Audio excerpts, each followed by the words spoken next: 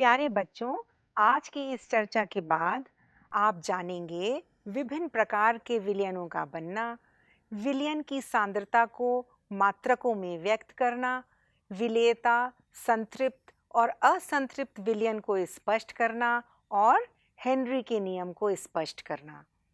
प्यारे बच्चों, आप सब जानते ही हैं कि हमारे चारों ओर शुद्ध पदार्थ बहुत कम हैं और अधिकतर मिश्रण हैं जिसमें दो या दो से अधिक पदार्थ मिले हुए हैं, जैसे पीतल, तांबे और जिंक का मिश्रण है। हवा भी ऑक्सीजन और नाइट्रोजन तथा कुछ मात्रा में कार्बन डाइऑक्साइड व अन्य गैसों का मिश्रण है। जल में उपस्थित फ्लोराइड की मात्रा यदि 1 ppm से कम है तो दांत को क्षय होने से बचाता है, परंतु यदि ये मात्रा 1.5 ppm से अधिक है तो दांत में पीलापन आ जाता है और अगर ये मात्रा और भी अधिक है तो इसे चूहों के जहर के रूप में प्रयोग किया जाता है। बच्चों, आज हम द्रवीय विलयनों को बनाने की विधि तथा उनके गुणों का अध्ययन करेंगे। आप जानते हैं कि विलयन का मतलब होता है दो या दो से अधिक अवयवों का समांगी मिश्रण। समांगी का मतलब है कि मिश्रण में सभी जगह एक समान संगठन होना और एक समान गुणों का होना। एक विलयन में दो अवयव होते हैं। जो अवयव अधिक मात्रा में होता है उसे विलायक कहते हैं और जो अवयव कम मात्रा में होता है उसे विलेय कहते हैं। वह विलयन जिसमें केवल दो अवयव हों द्विअंगी विलयन कहलाता है। यद्यपि विलयन शब्द सुनकर ऐसा लगता है कि ये तरल पदार्थ है, परंतु ये हमेशा तरल नहीं होता। विलयन ठोस, द्रव या गैसीय किसी भी अवस्था में हो सकते हैं, जैसा कि आप सारणी में देख सकते हैं। बच्चों, पहला विलयन है गैसीय विलयन। वह विलयन जिसका विलायक गैस हो। ये भी तीन प्रकार का है। पहला, जिसमें विलेय गैस हो और विलायक भी गैस हो, जैसे दो गैसों का मिश्रण, उदाहरण के लिए ऑक्सीजन और नाइट्रोजन का मिश्रण। दूसरा, जिसमें विलेय तो द्रव हो और विलायक गैस हो, जैसे क्लोरोफॉर्म और नाइट्रोजन का मिश्रण। तीसरा, जिसमें विलेय ठोस हो और विलायक गैस हो, जैसे नाइट्रोजन गैस में कपूर का मिश्रण। दूसरा है द्रव विलयन, जिसका विलायक द्रव हो। ये भी तीन प्रकार के होते हैं। पहला, जिसमें विलेय गैस हो और विलायक द्रव हो, जैसे जल में घुली हुई ऑक्सीजन। दूसरी तरह का है जिसमें विलेय भी द्रव हो और विलायक भी द्रव हो, जैसे अल्कोहल का जल में विलयन। तीसरा, जिसमें विलेय ठोस हो और विलायक द्रव हो, जैसे नमक का जल में विलयन। तीसरे तरह के विलयन है ठोस विलयन, जिनका विलायक ठोस होता है। ये भी तीन प्रकार के हैं। पहला, जिसमें विलेय गैस हो और विलायक ठोस, जैसे हाइड्रोजन का पैलेडियम में विलयन। दूसरा, जिसमें विलेय द्रव हो और विलायक ठोस, जैसे पारे का सोडियम में विलयन। तीसरा, जिसमें विलेय भी ठोस हो और विलायक भी ठोस हो, जैसे तांबे का जिंक में विलयन, जिसको पीतल भी कहते हैं। विलयनों की सांद्रता दो प्रकार से व्यक्त की जाती है। पहली गुणात्मक सांद्रता और दूसरी मात्रात्मक सांद्रता। जब सांद्रता को गुणात्मक रूप में प्रदर्शित किया जाता है तो दो प्रकार के विलयन बनते हैं। तनु विलयन, जिसमें विलेय की मात्रा कम हो, और दूसरे सांद्र विलयन, जिसमें विलेय की मात्रा अधिक हो।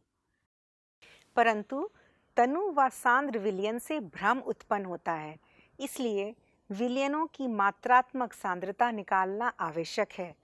मात्रात्मक सांद्रता अनेक प्रकार से निकाली जा सकती है, जैसे द्रव्यमान प्रतिशत, आयतन प्रतिशत, द्रव्यमान आयतन प्रतिशत, पार्ट्स पर मिलियन, मोल अंश, मोलरता और मोललता। पहली है द्रव्यमान प्रतिशत। द्रव्यमान प्रतिशत बराबर होता है विलयन में उपस्थित आयतन का द्रव्यमान बटा विलयन का कुल द्रव्यमान गुणा 100, अर्थात 100 ग्राम विलयन में विलेय की मात्रा। अवयव का आयतन प्रतिशत बराबर होता है अवयव का आयतन बटा विलयन का कुल आयतन गुणा 100, अर्थात 100 मिलीलीटर विलयन में विलेय का आयतन। द्रव्यमान आयतन प्रतिशत अर्थात 100 मिलीलीटर विलयन में विलेय का द्रव्यमान। पार्ट्स पर मिलियन बराबर होता है अवयव के भागों की संख्या बटा विलयन में उपस्थित सभी अवयवों के कुल भागों की संख्या गुणा 10 की पावर 6। वायुमंडल के प्रदूषण को तथा जल में घुली ऑक्सीजन की सांद्रता को पार्ट्स पर मिलियन में व्यक्त किया जाता है। मोल अंश प्रत्येक अवयव का निकाला जाता है। किसी अवयव का मोल अंश बराबर होता है अवयव के मोलों की संख्या बटा सभी अवयवों के कुल मोलों की संख्या। उदाहरण के लिए यदि किसी विलयन में दो अवयव हैं A और B और Na और Nb उनके मोलों की संख्या है तो XA बराबर होगा Na बटा Na प्लस Nb। यदि किसी विलयन में I अवयव हैं तो XI बराबर होगा Ni बटा N1 प्लस N2 प्लस जब तक कि Ni नहीं आता बराबर होगा Ni बटा Ni। यह दर्शाया जा सकता है कि एक विलयन के सभी मोल अंशों का योग 1 होता है, यानी कि x1 plus x2 plus x3 up to xi बराबर होता है 1 के। मोल अंश का प्रयोग गैसीय मिश्रणों के लिए किया जाता है। मोल अंश विलयनों के भौतिक गुणों में संबंध दर्शाने में उपयोगी है, जैसे विलयनों की सांद्रता का वाष्प दाब के साथ संबंध। साथ ही गैसीय मिश्रणों के लिए आवश्यक गणना की व्याख्या करने में भी सहायक होता है। आइए अब बात करते हैं मोलरता की। 1 लीटर विलयन में घुले हुए विलेय के मोलों की संख्या को मोलरता कहते हैं। मोलरता बराबर होती है विलेय के मोल बटा विलयन का लीटर में आयतन। इसका मात्रक मोल प्रति लीटर है। अब बात करते हैं मोललता की। किसी विलयन के 1 केजी विलायक में उपस्थित विलेय के मोलों की संख्या को मोललता कहते हैं। मोललता बराबर होती है विलेय के मोल बटा विलायक का किलोग्राम में द्रव्यमान। द्रव्यमान प्रतिशत, ppm और मोल अंश और मोललता तापमान पर निर्भर नहीं करते, इसलिए अधिक उपयोग में लाए जाते हैं, परंतु मोलरता तापमान पर निर्भर है क्योंकि आयतन तापमान बदलने से बदल जाता है। किसी भी अवयव की विलेयता उस पदार्थ की वो अधिकतम मात्रा है जो विलेय की एक निश्चित मात्रा में घुली होती है। आइए प्रयोग करके देखते हैं। अब हमने 4 बीकरों में 50 मिलीलीटर जल लिया है। पहले बीकर में डालते हैं 5 ग्राम सोडियम क्लोराइड।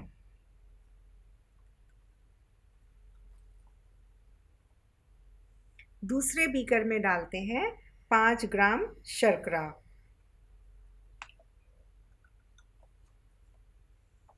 तीसरे में डालते हैं 5 ग्राम नेफ्थलीन।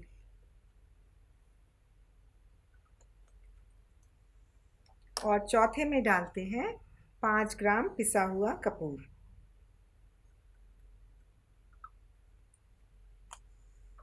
अब हम इनको एक एक करके चलाएंगे।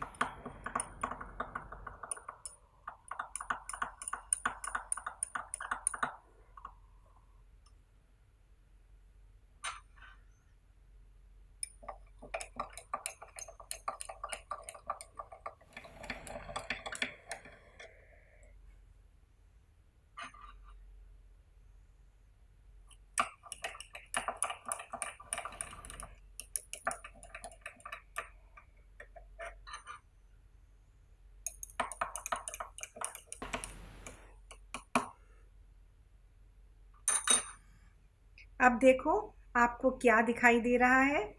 बीकर 1 और 2 में पदार्थ यानी कि सोडियम क्लोराइड और शर्करा घुल गए हैं, परंतु बीकर 3 और 4 में नेफ्थलीन और कपूर नहीं घुले। अब हम 4 बीकरों में 50 मिलीलीटर बेंजीन लेंगे और उसमें एक एक करके चारों पदार्थ डालेंगे।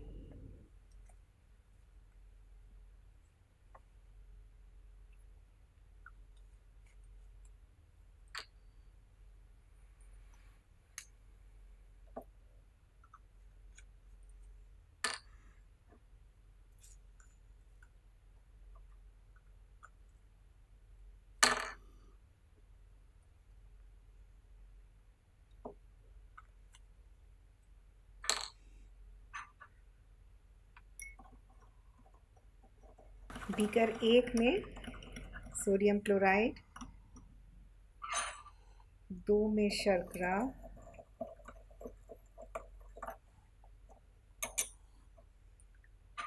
3 में नेफ्थलीन,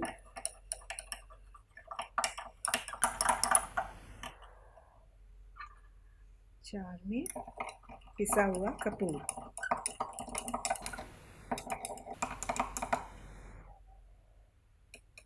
अब देखो क्या हुआ।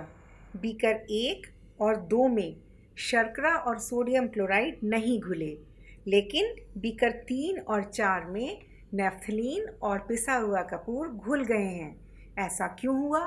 जल एक ध्रुवीय विलायक है, तो उसमें ध्रुवीय विलेय आसानी से घुल जाते हैं। शर्करा और सोडियम क्लोराइड ध्रुवीय विलेय हैं। बेंजीन एक अध्रुवीय विलायक है, इसलिए उसमें शर्करा और सोडियम क्लोराइड जो कि ध्रुवीय विलेय हैं नहीं घुले, लेकिन नेफ्थलीन और पिसा हुआ कपूर जो अध्रुवीय विलेय हैं घुल गए। अर्थात ध्रुवीय विलायक ध्रुवीय विलेय को घोल सकता है और अध्रुवीय विलायक अध्रुवीय विलेय को घोल सकता है। इसको कहते हैं समान समान को घोलता है, लाइक डिसॉल्व्स लाइक। इसका कारण है अंतर आणविक तथा अन्योन्य क्रियाओं का एक समान होना। बच्चों, जब एक ठोस को विलायक में डाला जाता है तो वह घुलने लगता है। इस प्रक्रिया को विलीनीकरण कहते हैं और इससे विलयन की सांद्रता बढ़ने लगती है। इसी समय एक अन्य प्रक्रिया भी शुरू हो जाती है जिसे क्रिस्टलीकरण कहते हैं। इसमें विलयन में से विलेय के कण ठोस विलेय के कणों से मिलकर विलयन से अलग हो जाते हैं। एक स्थिति ऐसी आती है जब दोनों प्रक्रियाओं की गति समान हो जाती है और गतिक साम्य की अवस्था आ जाती है। इस अवस्था में दिए गए ताप व दाब पर विलयन की सांद्रता स्थिर रहती है, अर्थात विलेय प्लस विलायक गतिक साम्य में है विलयन के।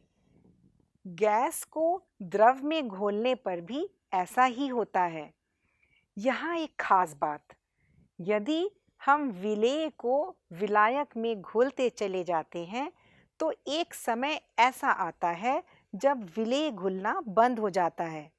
बिना घुला विलेय विलयन के साथ गतिक साम्य में होता है। ऐसे विलयन को संतृप्त विलयन कहते हैं। ऐसे विलयन की सांद्रता उसकी विलेयता के बराबर होती है। आइए प्रयोग करके देखते हैं।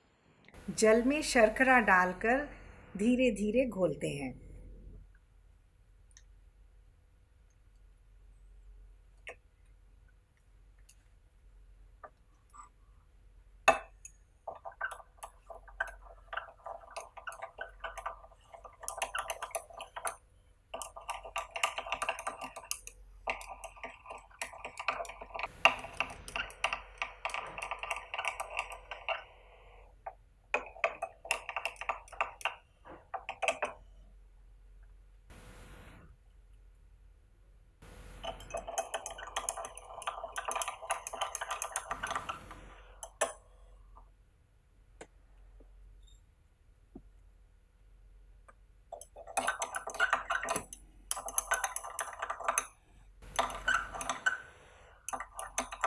अब देखिए, कुछ समय बाद हमने देखा कि शर्करा घुलनी बंद हो गई है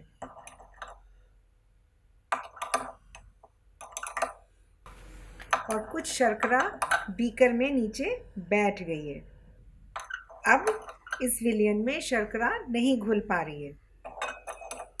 अब ये बन गया है शर्करा का संतृप्त विलयन। अब हम इस विलयन को गर्म करते हैं।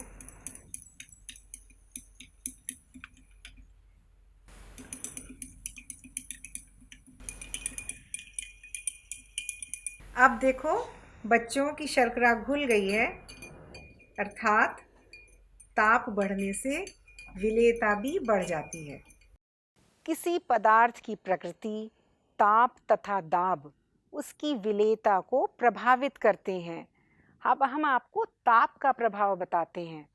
अधिकतर ठोसों की विलेयता ताप बढ़ने पर बढ़ जाती है। यहाँ ला शातेलिए नियम का पालन होता है। अगर प्रक्रिया ऊष्माशोषी अर्थात डेल्टा एच विलयन शून्य से बड़ा या पॉजिटिव है तो तापमान बढ़ने पर विलेयता भी बढ़ जाती है। परंतु यदि प्रक्रिया ऊष्माक्षेपी है अर्थात डेल्टा एच विलयन शून्य से छोटा है या नेगेटिव है तो तापमान बढ़ने पर विलेयता कम हो जाती है। अब हम बात करते हैं असंतृप्त विलयन की। वह विलयन जिसमें उसी ताप पर और अधिक विलेय घोला जा सके उसे असंतृप्त विलयन कहते हैं। आइए अब जानते हैं दाब का प्रभाव। ठोस की विलेयता पर दाब का प्रभाव नहीं होता क्योंकि ठोस असंपीड्य होता है। आइए अब बात करते हैं गैसों की द्रव में विलेयता का। बच्चों, आप जानते हैं कि बहुत सी गैसें जल में घुल जाती हैं। ऑक्सीजन की जल में विलेयता बहुत कम है, पर जल में रहने वाले जीव जंतुओं के लिए पर्याप्त है। हाइड्रोजन क्लोराइड की जल में विलेयता बहुत अधिक है। गैसों की द्रवों में विलेयता दाब और तापमान से बहुत प्रभावित होती है। अगर दाब बढ़ता है तो विलेयता भी बढ़ जाती है। जैसे चित्र का में देखिए, नीचे का भाग विलयन है और ऊपर का भाग गैसीय है। यह निकाय गतिक साम्य में है, अर्थात गैस के कणों की विलयन में जाने की और बाहर निकलने की गति समान है। चित्र खा में गैस के ऊपर का दाब बढ़ाया गया और आयतन को संपीड़ित किया गया है। इससे विलयन के ऊपर गैस के कणों की संख्या प्रति इकाई आयतन बढ़ जाती है और गैस के कणों की विलयन में जाने की और बाहर निकलने की गति भी बढ़ जाती है और एक नया साम्य स्थापित हो जाता है। अतः ये कहा जा सकता है कि दाब बढ़ने से गैस की विलेयता बढ़ जाती है। दिए गए ग्राफ से भी पता चलता है कि जैसे जैसे दाब बढ़ता है विलेयता भी बढ़ती है। तो बच्चों, अब हम चर्चा करेंगे हेनरी के नियम की। सर्वप्रथम हेनरी ने गैस के आंशिक दाब और विलेयता के बीच एक मात्रात्मक संबंध स्थापित किया था। हेनरी के नियम के अनुसार स्थिर ताप पर किसी गैस की द्रव में विलेयता द्रव अथवा विलयन की सतह पर पड़ने वाले गैस के आंशिक दबाव के समानुपाती होती है। किसी विलयन में गैस का मोल अंश उस विलयन के ऊपर उपस्थित गैस के आंशिक दबाव के समानुपाती होता है। अतः ये कहा जा सकता है कि किसी गैस का वाष्प अवस्था में आंशिक दबाव P उस विलयन में गैस के मोल अंश X के समानुपाती होता है, अर्थात P बराबर है KH गुणा X, जहाँ पर P गैस का आंशिक दबाव है, KH हेनरी का स्थिरांक है और X मोल अंश है। यदि आंशिक दबाव और मोल अंश के बीच आलेख खींचें तो जैसा इस चित्र में दिखाया है वैसा मिलेगा। KH का मान गैसों की प्रकृति पर निर्भर करता है। इसका मान जितना अधिक होगा गैस की विलेयता उतनी ही कम होगी। ताप बढ़ने से KH का मान भी बढ़ता है और गैस की विलेयता भी कम हो जाती है। इसीलिए गर्म की अपेक्षा ठंडे जल में जलीय जीव जंतु का रहना अधिक आरामदायक होता है। बच्चों, अब हम चर्चा करेंगे हेनरी के नियम के अनुप्रयोगों की। आपने देखा होगा कि जब शीतल पेय की बोतल को खोलते हैं तो कार्बन डाइऑक्साइड गैस अधिक प्रवाह से बाहर निकलने लगती है। इसका कारण है कि सोडा जल और शीतल पेयों में कार्बन डाइऑक्साइड की विलेयता बढ़ाने के लिए उसे अधिक दाब पर बंद किया जाता है। जब बोतल खोलते हैं तो दाब कम हो जाता है और विलेयता कम हो जाती है और कार्बन डाइऑक्साइड गैस जल्दी जल्दी बाहर आने लगती है। इसी तरह जब गोताखोर समुद्र के नीचे जाते हैं तो अधिक दबाव के कारण उनके रुधिर में वायु की गैसें अधिक घुल जाती हैं। फिर जब गोताखोर बाहर आता है तो दबाव कम हो जाता है और गैसों की विलेयता भी कम हो जाती है और गैसें रुधिर से बाहर निकलने लगती हैं और रुधिर में नाइट्रोजन के बुलबुले बनने लगते हैं। ये बहुत पीड़ादायक और जानलेवा होता है और केशिकाओं में अवरोध उत्पन्न करता है। इस अवस्था को बेंड्स कहते हैं। बेंड्स से बचने के लिए और नाइट्रोजन के जहरीले प्रभाव से बचने के लिए गोताखोरों के श्वास लेने वाले वायु टैंक में हीलियम गैस मिलाकर तनु की गई वायु को भरा जाता है।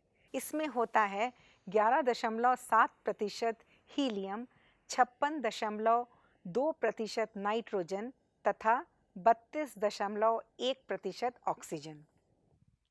आपको एक और बात बताते हैं।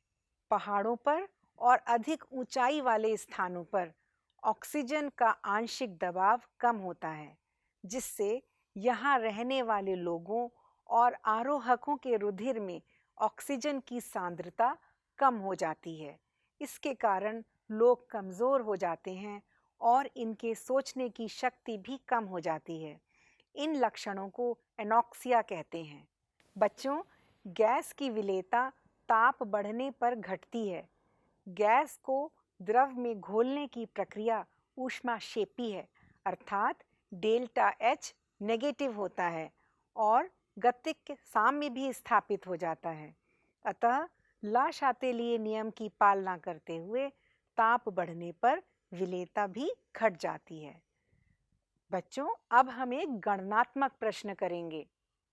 प्रश्न है, उस विलयन के अवयवों के मोल अंशों की गणना कीजिए जिसमें 4 ग्राम NaOH अर्थात सोडियम हाइड्रोक्साइड और 90 ग्राम जल है। एटॉमिक मास सोडियम का है 40 यूनिट, ऑक्सीजन का 16 यूनिट और हाइड्रोजन का 1 यूनिट। आइए अब उत्तर जानते हैं। NaOH के मोल बराबर होंगे दिया गया द्रव्यमान बटा मोलर द्रव्यमान। NaOH के मोल हो गए 4/40 जो कि बराबर है 0.1 मोल। इसी तरह H2O के मोल हैं 90/18 जो कि बराबर है 5 मोल के। NaOH का मोल अंश है XNaOH बराबर है 0.1 बटा 0.1 प्लस 5 जो कि बराबर है 0.1 बटा 5.1 जो कि आएगा 0.0196 के। जल का मोल अंश है XH2O बराबर है 5 बटा 0.1 प्लस 5 जो कि आएगा 5 बटा 5.1 जो आएगा 0.9804 के। इसको दूसरे तरह से भी कर सकते हैं। सोडियम हाइड्रोक्साइड के मोल अंश को 1 में से घटाकर जल का मोल अंश भी निकाल सकते हैं। अतः जल के मोल अंश बराबर होंगे 1 माइनस 0.0196 के जो कि आ जाएगा 0.9804 के। अब आपको हम एक गृह कार्य भी दे रहे हैं। प्रश्न है, उस विलयन की मोलरता की गणना करिए जिसमें 20 ग्राम NaOH 500 मिलीलीटर विलयन में घुला हुआ है। तो बच्चों, आज हमने जाना विभिन्न प्रकार के विलयनों को कैसे बनाते हैं, विलयन की सांद्रता को मात्रक में कैसे व्यक्त करते हैं, विलेयता व संतृप्त और असंतृप्त विलयन के बारे में जाना और हेनरी के नियम और उसके अनुप्रयोगों के बारे में जाना। तो बच्चों, हमें पूर्ण विश्वास है कि आज की चर्चा के माध्यम से आपने विलयनों के बारे में बहुत कुछ सीखा होगा। धन्यवाद।